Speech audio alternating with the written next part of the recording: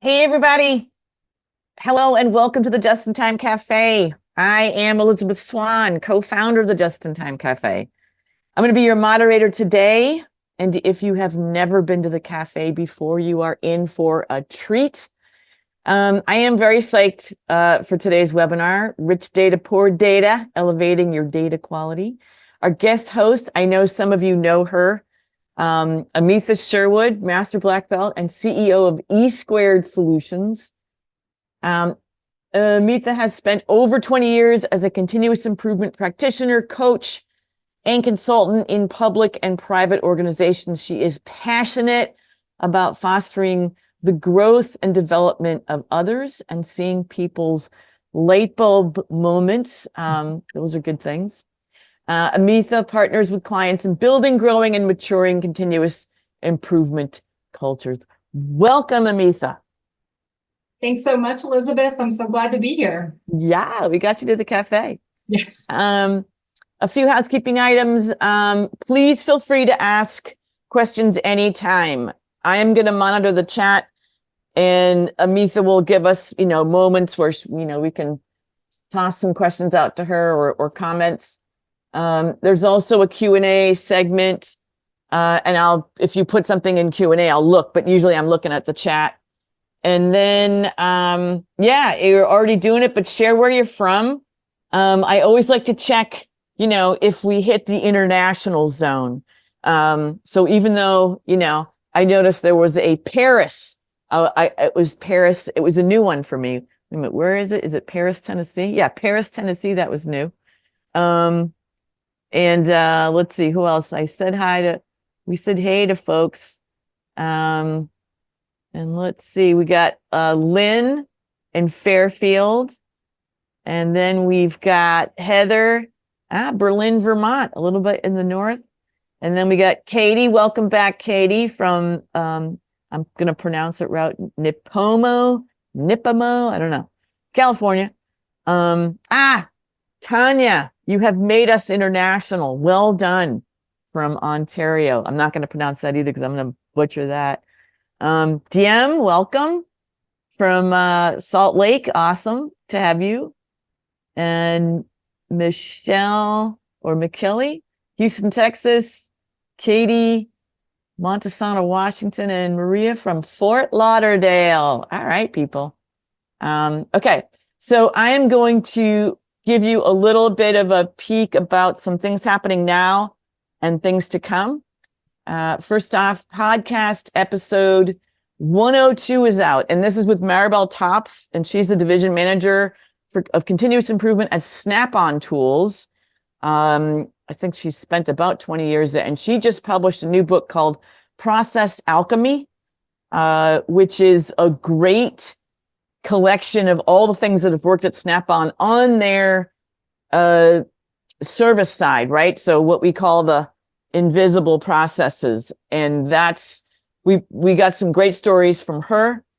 And then for Hot Apps, we covered an app, kind of more about making space for yourself, getting yourself in the right mindset. And then the Q&A discussion was around, what if you just wait for just the right moment? And, what do you lose? What do you get?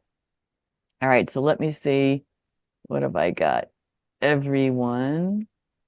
Okay. There we go. Oh, and I see that when I welcomed people, I did not. All right, so I'm just going to say a little bit more because I didn't welcome Jenny and Nancy in South Dakota.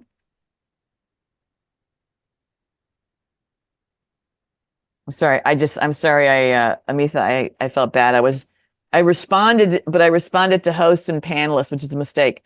So everybody always respond to everyone, and not just the hosts and the panelists. Just look at when you write in the chat so people can see your questions and all that. So sorry for missing out. Okay, so I put the link in there for the podcast. It's a great one.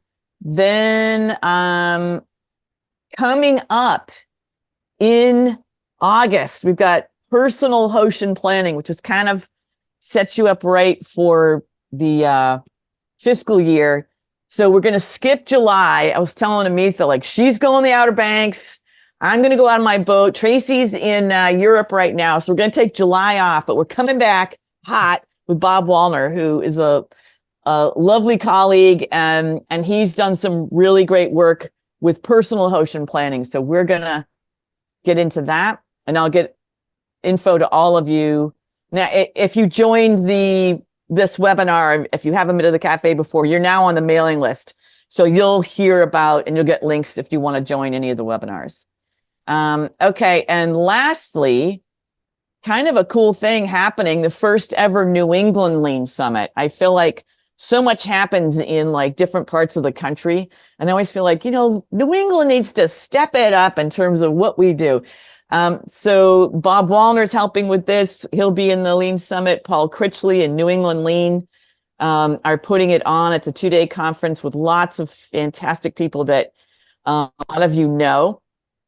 I'll be there. And that's in September. So if you're I didn't read, well, the closest was Berlin, Vermont. So Heather, you need to come down and join us at the New England Lean Summit. And I know it's too far, maybe for Vernon in Honolulu. So, all right. So with that, I'm going to put you in the capable hands of the fabulous Amita. Take it away. Thank you, Tracy, or thank you, Elizabeth. And even a virtual thank you to Tracy. I know she's in Europe and enjoying herself there. And I'm just, again, really excited to be here and happy to share some information, and I would say really more experiences that I've had. This is really things that I've kind of seen and observed and experienced for several years, and really figured out that, there's some things going on when we have these opportunities to use big data and a lot of data. So that's what I'm hope to share with you. And particularly around, the use of, large data sets and amounts of data, but in the context of most of what we all do, which is continuous improvement and problem solving. And just a little note on the title, because there was a little bit of LinkedIn chatter on the rich data, poor data. And so I'll explain that a little bit. And it really is something that came to mind, just with the fact that we've, in many cases, right, these really large sources of data now available to us, either in our organizations or in our industries. And so I thought of that as rich, right, as just a lot, and a lot can be good. But as we'll talk through the rest of the session and the time together, not necessarily, right? So oftentimes I've found in the context of continuous improvement and problem solving, just because it's rich, meaning a lot, or available, it doesn't necessarily mean it's good. And it's really things that tell us what we want to know or answer questions we have. So what I was hoping to cover with all of you today was one, to start with getting some of your input on some of your experiences using data. And it doesn't necessarily have to be from large data sources. But so I have a couple poll questions that I'll share with you in just a moment. And then just kind of level setting on what is big data. And like other terms like AI or just any other terms, I'm sure everyone here has heard it and heard it a lot. We generally probably know what it is, but I figured I would just share a definition around it, and just maybe make sure we all kind of understand, right, what are we talking about first? And then really go through, right, some of the challenges that I've seen or experienced around using big data in the context of continuous improvement, and just 4 specific techniques that might be helpful to any of you as you might be using large data sources in that context, to hopefully really make good decisions, right? And decisions that are based on accurate, relevant, good data. So that's the plan. So I know Elizabeth already said this, but please do, during the time, feel free to add your input and or questions in the chat, I'll check with her at times, but also Elizabeth, like we said, feel free to just let me know as things come in. All right, so the first thing I wanted to do was just to get some of your feedback. So what I have is a Mentimeter poll, and I'm going to copy a link for you in the chat. And if you could, there's the first question, which I believe you should be seeing on the screen, is really just a question that is, what do you use data for? And there are several options here. I'm not going to read every single one. And you should be able to choose more than one option, right? So separating what we think is happening from what's really happening, baselining performance, measuring impact of changes of a process, monitoring process performance. So again, I believe you should be able to choose more than one.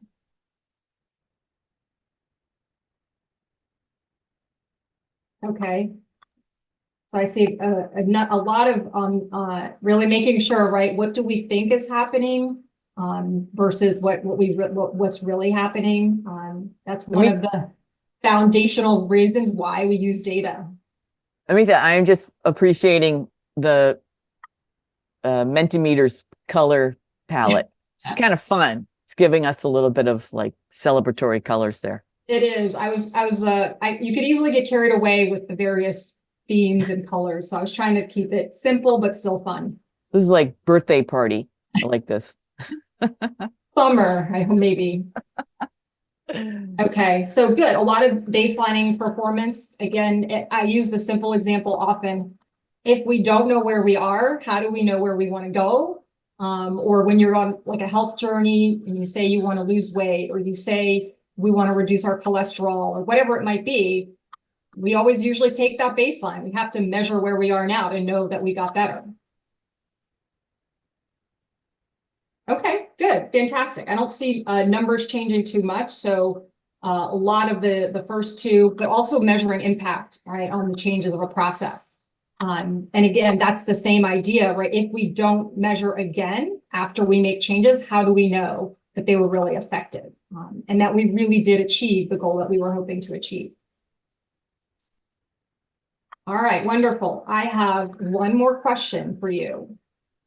So the next question are really around what are the sources of big data that you use? And again, these are several options. I believe you can select more than one. I will explain, there's a couple of acronyms: ERP, MRP systems, material resource planning. The options. Okay, so some of the ERP, I think there's a CRM option, that's customer relationship management, maybe like a Salesforce or something like that. I know there's lots of times it's just financial in your financial systems or social media. So just curious to see what, and if you say other, feel free to put it in the chat, right? What are those sources? Because I know these are not all of them. These are just some of the more common ones that I've experienced. It looks like we've probably got a couple of folks from healthcare here. Okay, learning management system. Thanks, Jenny. That's a good one.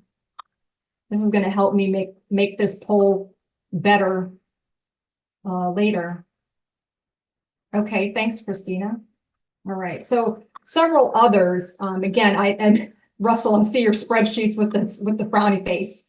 You know what? That's real. Like a lot of us are in that world of, it is spreadsheets. So thank you for giving us a sense of what other, what other systems. So again, these are not the only, just some of the more common ones. Paper. Sometimes those can be the best ones.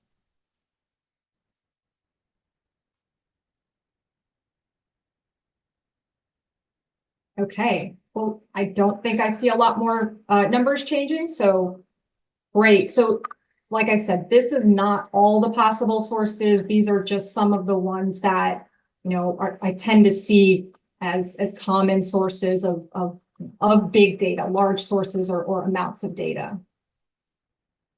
Okay, so first I just wanted to do a little bit of the level setting piece. So when we say or use the term big data, right, what does that really mean? And so this is a basic kind of definition. It's really just data that is so large, right, is fast, collected at a pace, and it's complex, that it's either difficult or impossible to process using traditional methods.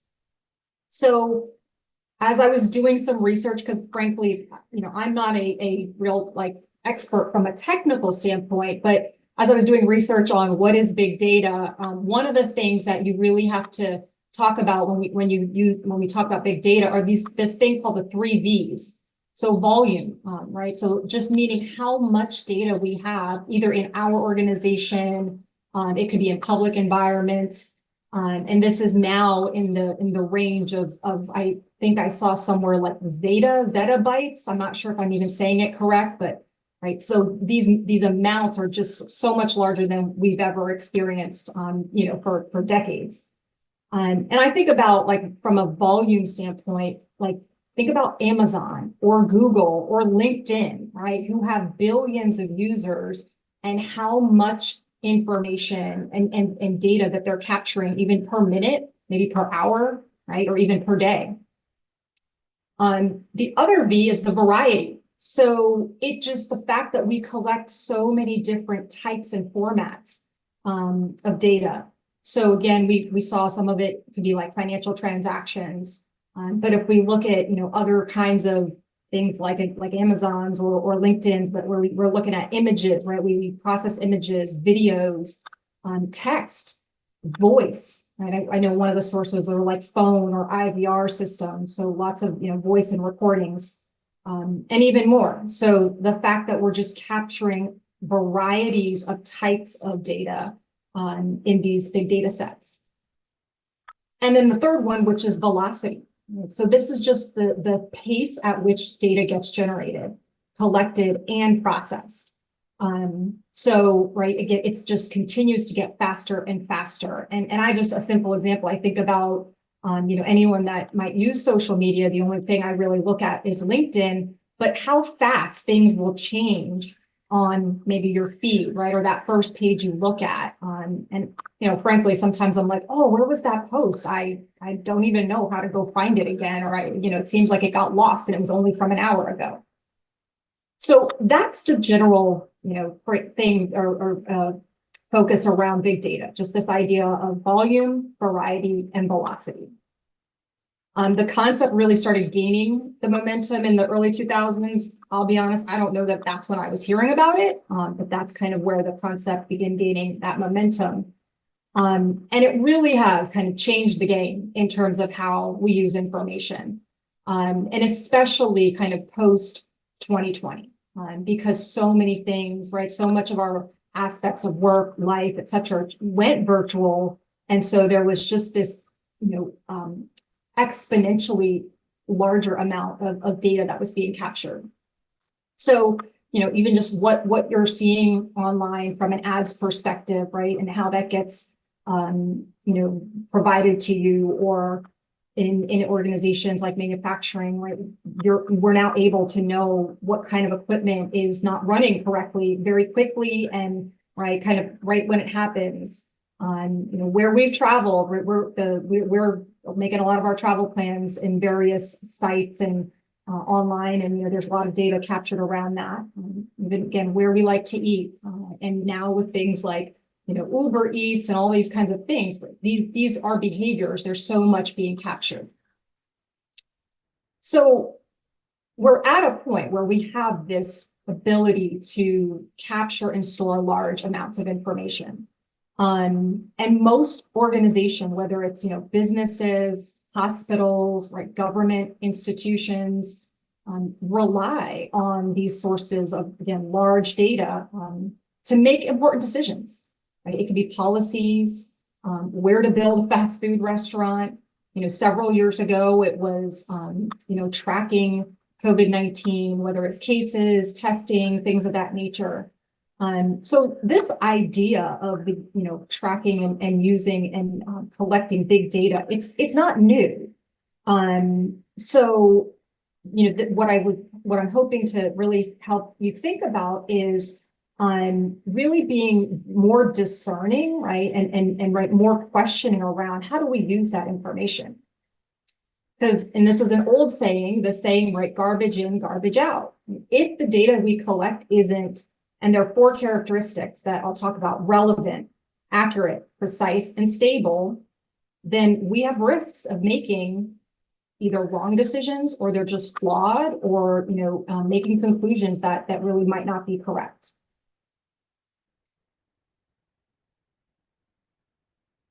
So I mentioned there's kind of these 4 characteristics. So again, we might be better at collecting these large amounts of data, but we want to ask, and I think as continuous improvement, right, practitioners, but just not even in that context of continuous improvement, anytime we're using these large sources of data, is that data relevant? Is it accurate? Is it precise, and is it stable?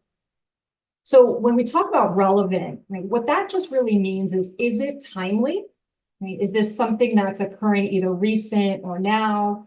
And does it really also capture the detail, the level of detail that's needed? And this one I find more specifically relevant for like when we are trying to do improvement work or take action, right, from a process perspective.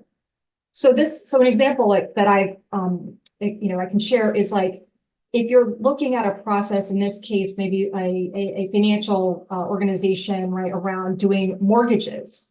And so something that we might be interested in from, an improvement standpoint is how much either with work in process or queue time there is for either mortgages themselves or people that wait between steps, right? Like from maybe when a mortgage was approved to when maybe approved by the bank, and then when they close the loan.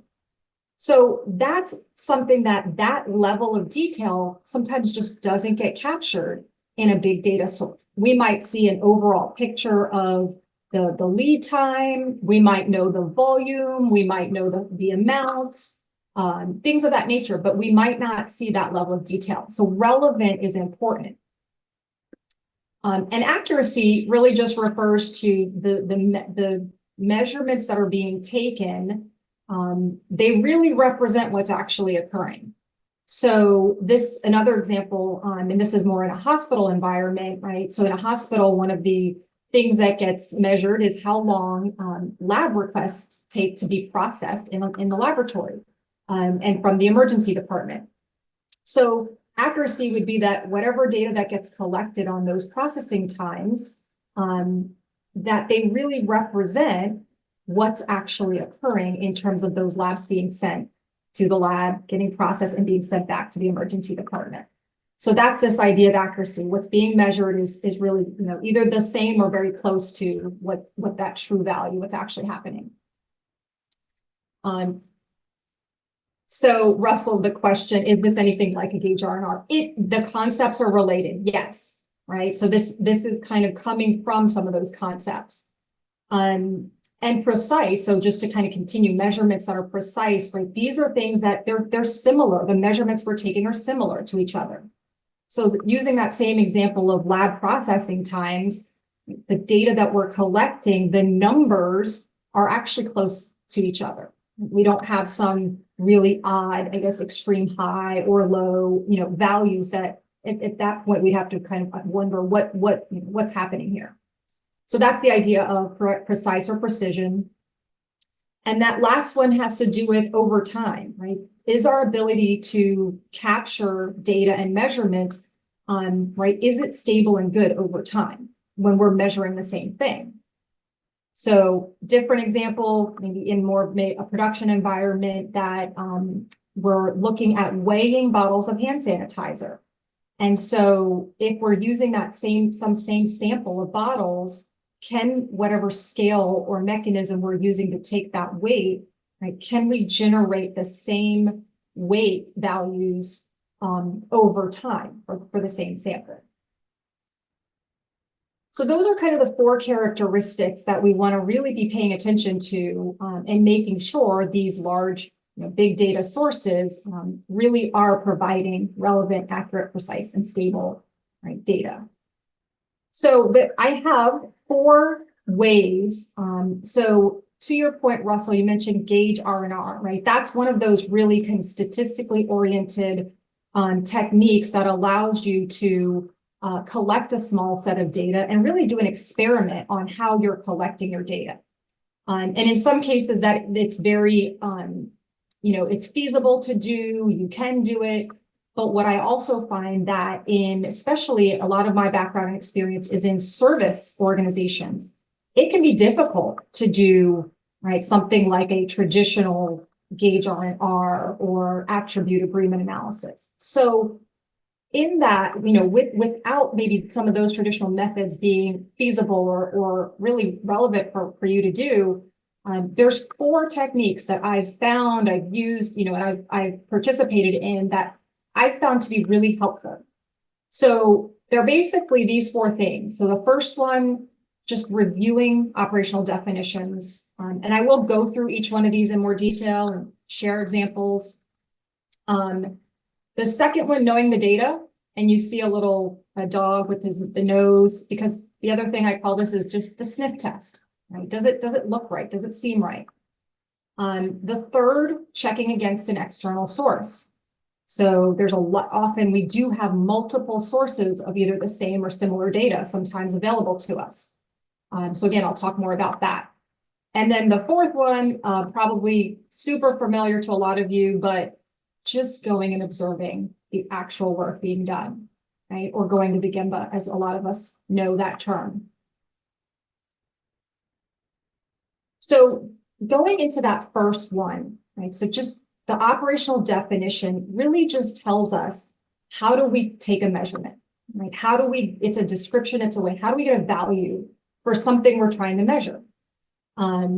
And it could be something numeric, right? It could be, again, cycle times, lead times, customer satisfaction ratings, but it could be also something more kind of a characteristic or an attribute, where we're doing some maybe pass or fail, or good or bad, or other classifying defect categories. So a good operational definition tells us what something is and how to measure it, and it should remove any confusion or ambiguity about how we're taking that measurement. So some of the examples, just to think about are like, for example, if lead time is something that is important or you're measuring in your organization, do we measure it the same way our customers measure it? When does the clock on that lead time start? When does it end? Also, like cycle times, right, for certain parts or within a process, either for a step of a process, are they collected accurately? So for example, in an environment like more of a production environment, setup times, right, for machines or lines is a thing that's often measured. But they're often dependent on when an operator might enter it in a system, right? Some kind of large, maybe big data source system that captures those setup times. So, again, there's a dependency on how it gets entered or when, or in a surgery, right, in a hospital. We often in our medical records systems, we have times on, right, surgery times, start and end times, but they're again dependent on when those get entered by the surgery staff. Amita, yeah, Russell's asking, defining the standard. Yeah, really, it is. It's what is the standard for how do we capture the measurement, or define it. So, like another example in a customer service environment or call center, right, where usually customer service reps have to enter in systems, what's the reason for a customer inquiry? Are they really picking the right reason? Do they just pick the first option because it's easier? Do they not have enough options, right, that they're choosing from, so they're just making some guesses? So, right, just these are the things that, right, I've experienced or seen, where just taking the data that comes from these systems, you just want to double check. Is the way that this is captured? Is the definition relevant for what our needs are at the level of detail? Or again, in organizations that have and track KPIs in their system, key process indicators, often these KPIs have formulas. What is the formula? Do you know what that formula is? And I'll give you an example. There in hospitals, there are these scores that are called ORYX or ORYX for the quality of their inpatient performance. And so there are typically formulas for how those scores get calculated, and they're then also tracked by external entities like the Joint Commission. But in a hospital, right, you might have improvement practitioners who are asked to improve those KPIs. And one of the things I've experienced is we had to first figure out, well, what is the formula and how is it defined before we even could understand, right, how to move forward in terms of even some level of improvement. So this is my first, again, technique is just really checking to be able to understand how the measure is defined, and then also just determining whether it's relevant for your needs. So you might need to go through some discovery kind of work and process to understand how measures are defined. You may have to involve people from your technology group or other groups that can help you explain that, because often us as continuous improvement practitioners, we may not understand how this data is being captured. We just maybe are provided that data. So that's the first kind of piece or technique, is really just checking the definition, right? How it's being captured, and really connecting that to either your customer requirements. Maybe it's more of a internal business need or requirement. It could be just something like people's understanding. Mention things like setup time, right? Surgery start and stop times, reasons for customer inquiries. These are very dependent on how people in our organizations enter that information. Right? So we need to make sure we check, that understanding. It also could be something like industry standards. So again, like a hospital environment where they've got regulatory bodies and certifying bodies, right? Making sure the definitions align.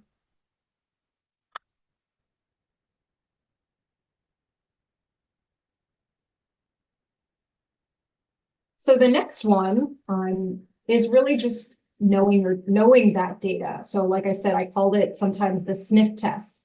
And I know we do have a few people who are international, but just to tell you where this comes from. So maybe I will say I do this, right? When you may have go into your refrigerator and you take out food and it's been in there for a little while, maybe a few days, a week, I don't know, maybe some people a little longer. And we have to decide, right? Is it okay to eat? Should I eat this? Should we use this? And we often sniff it to figure out if it's good. So this is the same idea of really just knowing what do you expect in this data? What type of data is it? And so again, for some of you might be familiar with the fact that there are different types of data: continuous, that's more measured values and numerical in nature; discrete, that might be more categories and frequencies and things like that. What are the values that we expect? And then what are things that we wouldn't want or that are unacceptable? So Elizabeth, I see the question in the chat. How can we check for bias in the data and avoid making decisions that reinforce existing biases? And this, I think what we're talking through, right, are multiple ways to potentially check. So this one's really, we talked about operational definitions. This one would be checking. It might need to be with subject matter experts on, does this data look right? And I'm just going to share an example, and maybe this will help answer this question. So this is another hospital environment. And so working with a continuous improvement practitioner in the emergency department. And we were looking at a project to really try to reduce the time it was taking to process specimens that were coming from the emergency department. So, that go to the lab from the emergency department and then have to, go back. The results have to be delivered back to the emergency department. And so she was a green belt who was a nurse manager in the emergency department. She was using an extract, so an Excel file. Again, I know several of you talked about Excel spreadsheets. She was using an Excel extract from their electronic medical record system.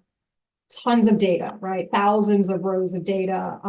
And so we were looking at that Excel file. We also then used some formulas to calculate these lab processing times because the medical record system, right, had timestamps.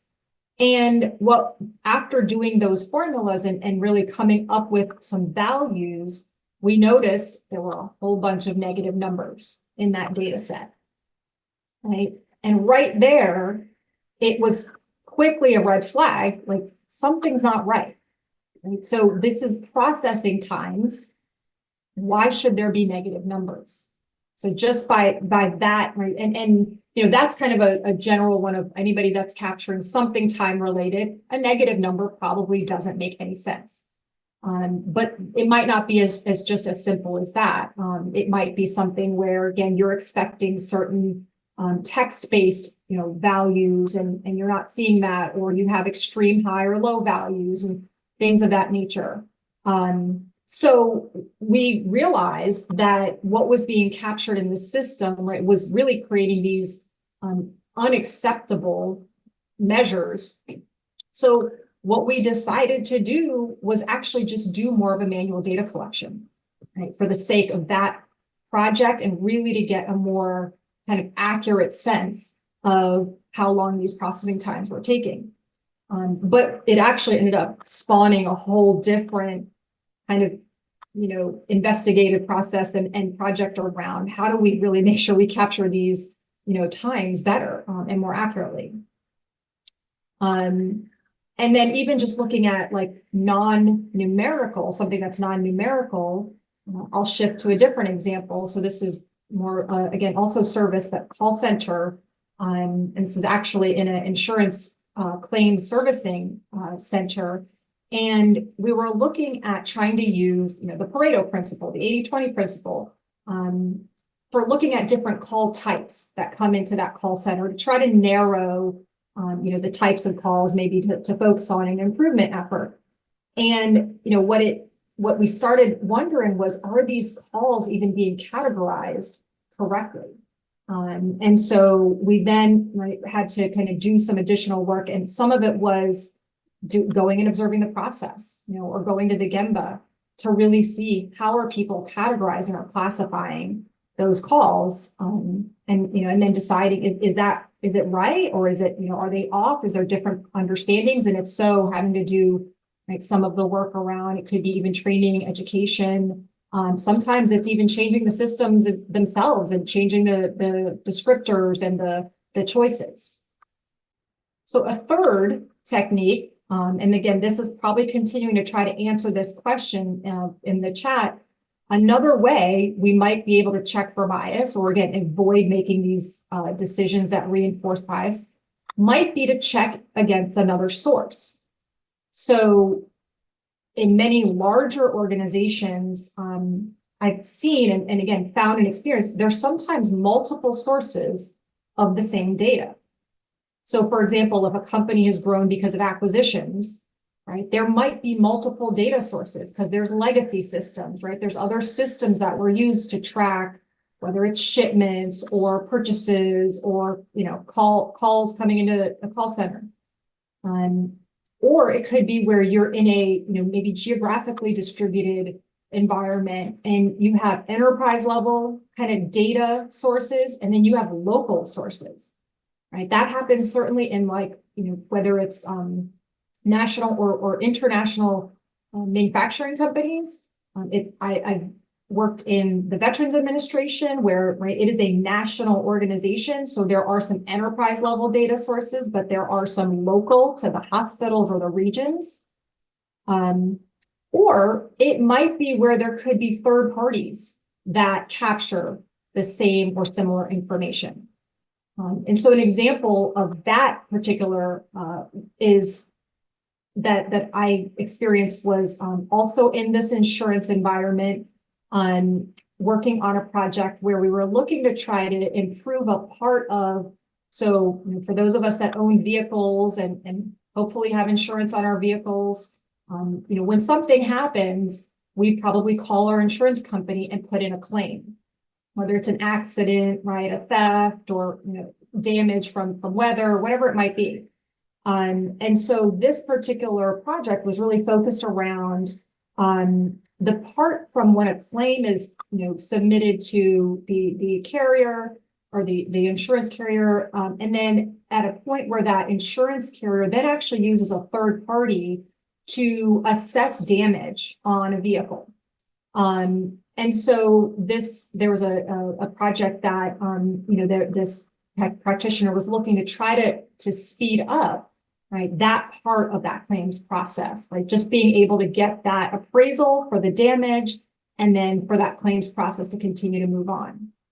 So in that particular project, we were looking at internal kind of data sources, the claims system, around what were those times from when a claim was assigned to an appraiser, a person to go evaluate a vehicle and essentially put a monetary value on the damage.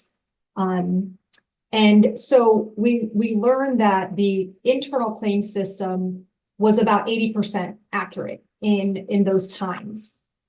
And so we kind of had to figure out, can we get better, right? Is there better data? Well, we figured out that there's a third party vendor that was being used to do these appraisals. And so the team figured out that this third party also captured the date and the time that their appraisers received the assignment, and the date and the time that their appraisers accepted that assignment. And so we captured data from the vendor. And then we did a comparison. So this is all, we had to sample a certain number of claims and really make sure claims were matched and making sure we were, really comparing apples to apples. And what we figured out is the third party vendor, actually their data was less accurate, closer to maybe 70%. So at that point, we then made the decision to ask claims reps over, a few week period to then do a manual data collection, right? So we created a way for them to track, right, some accurate data around this time for appraisals to get sent to the third party and for them to get assigned to an appraiser. So just even investigating that if there are just alternative data sources, they don't necessarily have to be external, right? That's just an example. In this case, there was an external vendor. I've experienced where there's just system A and system B that capture the same or similar data. Let's pull and extract from both and just be able to compare and see what they say. And sometimes you'll find one is better than the other, and then you can walk down that path of which one is better and you go forward, but you can at least say, right, and that you validated which of those data sources were the better ones.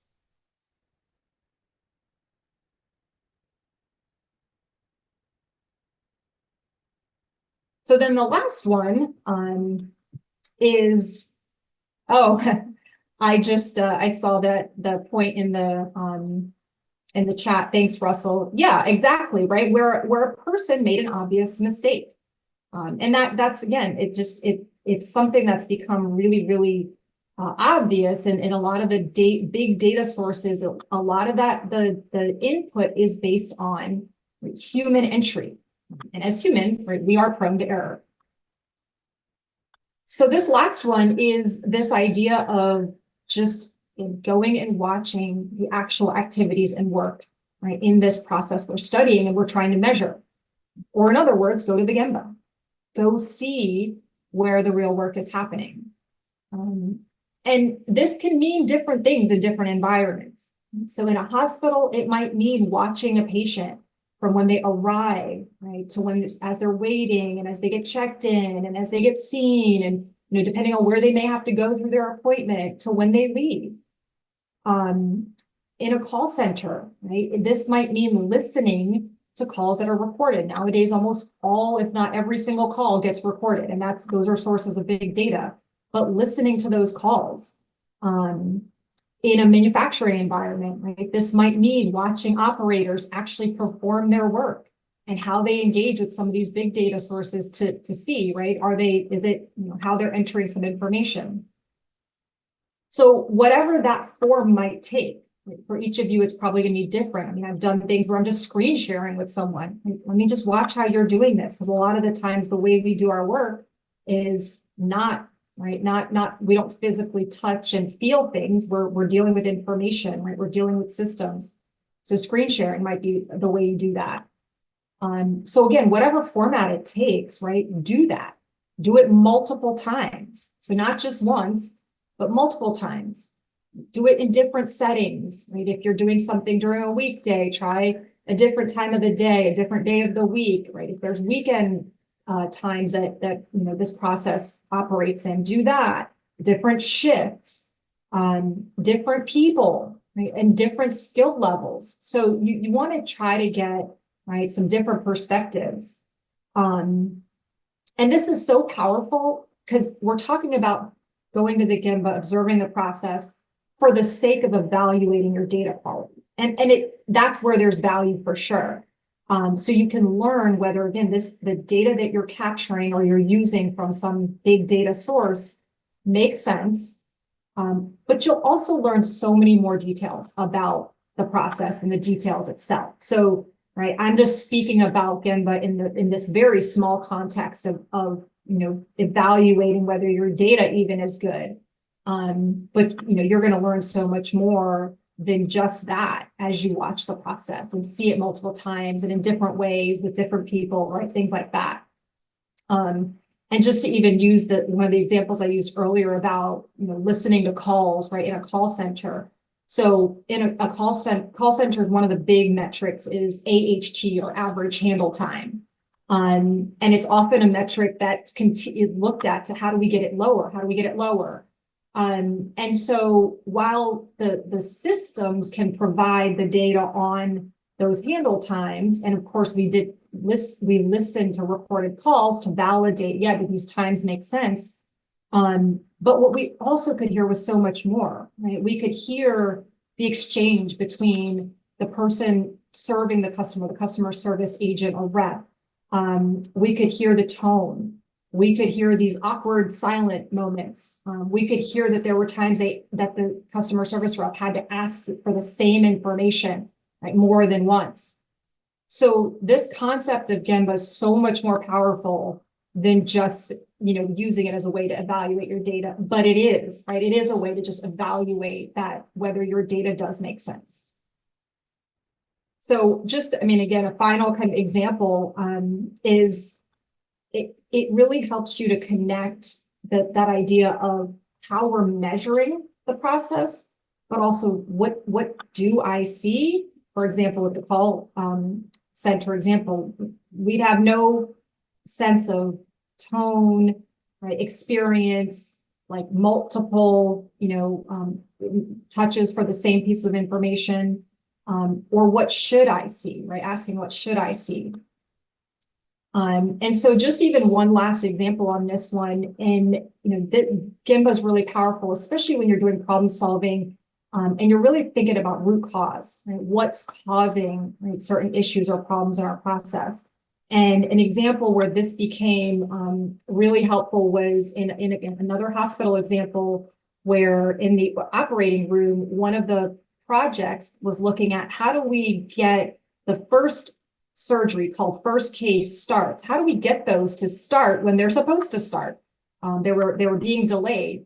And there was a big assumption that, well, the problem that these first surgeries of the day don't start on time is because people can't find a place to park in the parking lot. And anyone, right, all the doctors and other hospital staff, everyone was like, yep, that's the reason. So a black belt who was working this project decided, well, how do we really know that that's the case? Well, for a month, they basically had them and a couple team members come in early in the mornings, watch when patients were arriving in the parking lot, right? Watch them come into the hospital, get ready, pre-surgery activities. And what they were able to find out is it had nothing to do with parking. Right? Any of these patients for that month of time who were coming in for that first surgery, they were all able to find parking within, and I forget the actual amount of time, but it was a very few minutes. So, this idea of watching that process, just so powerful, and it gives you so much more than just validating your data itself. So that's really what, those are kind of those 4 ways that you might be able to check that some of those big data sources.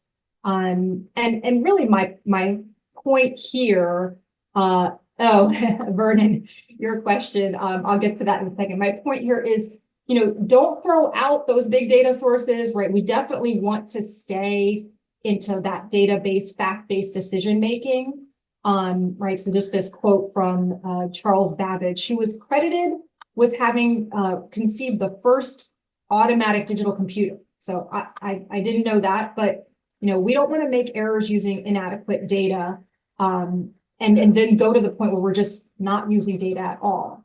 But try one of these 4 techniques. Sometimes you really have to put them together, right? So we talked about doing like Gemba plus maybe checking against an external source, or so you may have to do a few of these together to really validate, right, what some of these large data sources are providing and question. And actually, in one of the cases that I experienced, we ended up finding out, right, this vendor was actually breaching a contract because they weren't capturing data correctly. So the reason for the delay, Charles, what it actually had to do with was the anesthesiologists. So the anesthesiologists were late, right, and they were not showing up on time, which is obviously why it's, when you do surgery, you want to wait for that anesthesiologist.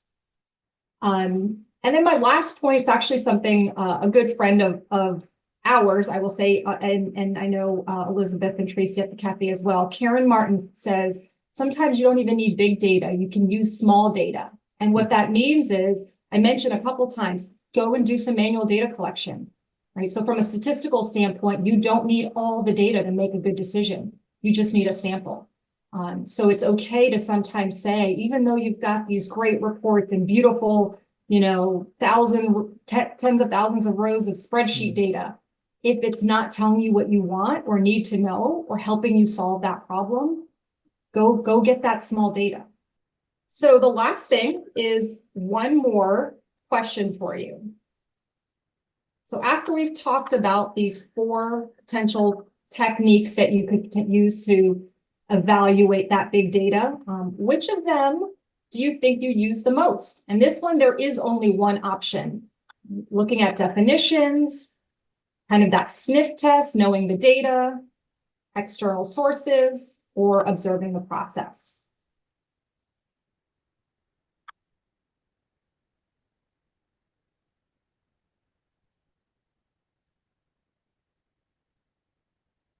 That's fun, the way it reorders itself, Yes. as it goes. I like the real-time data display is very fun.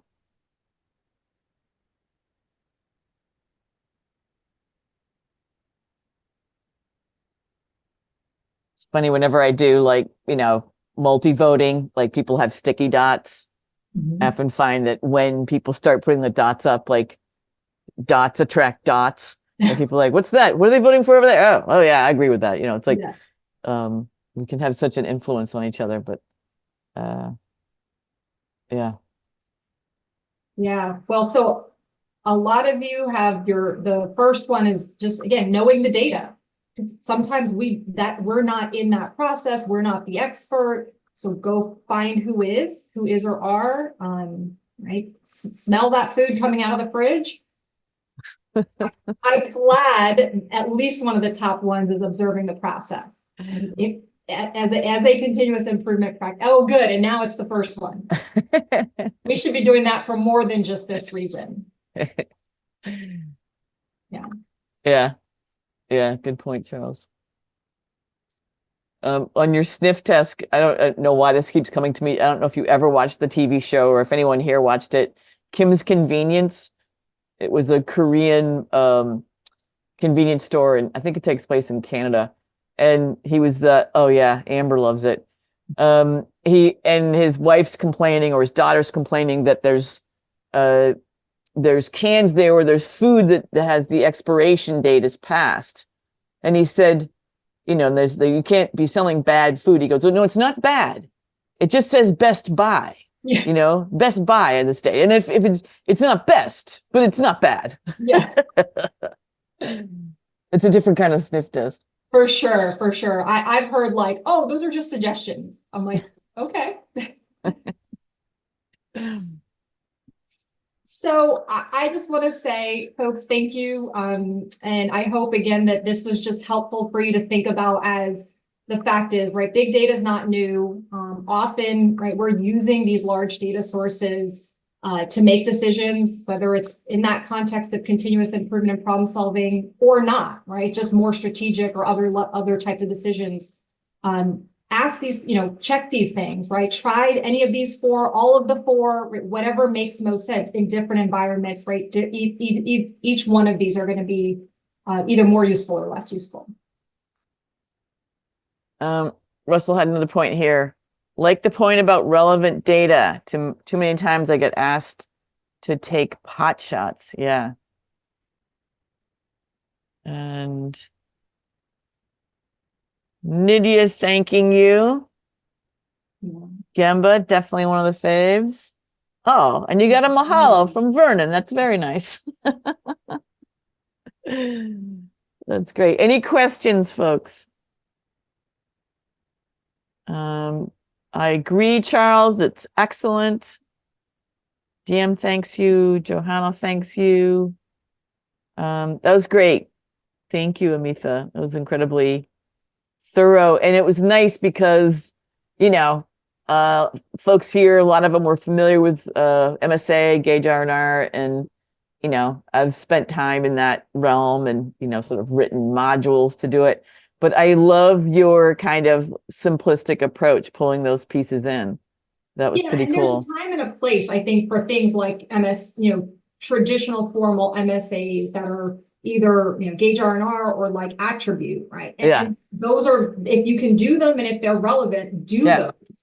But what I'm finding is in so many environments, they're really not feasible, or it's just not possible. Like, again, in a hospital, you can only watch a patient one time. You cannot replicate that thing. So, again, these are just things that as I've experienced the use of, again, big data sources in continuous improvement for years now, I'm like, wait a minute, right? There's other ways we can validate this data. No, it's just so practical. I loved hearing that put in practical, simple terms, and just saying, hey, these are the things that have made a difference. And to your point, you can't run some of those tests on live, data like patients. Mm-hmm. Thank you so much, Amita. And yeah, absolutely. So we'll keep everybody on here apprised of the webinars to come and all the fun stuff happening at the cafe. Thanks for visiting, everybody, and you especially, Amita. It's so lovely to have you. And we'll get you back sometime. I would love that. Thank you so much. Thanks everyone for being on. Bye.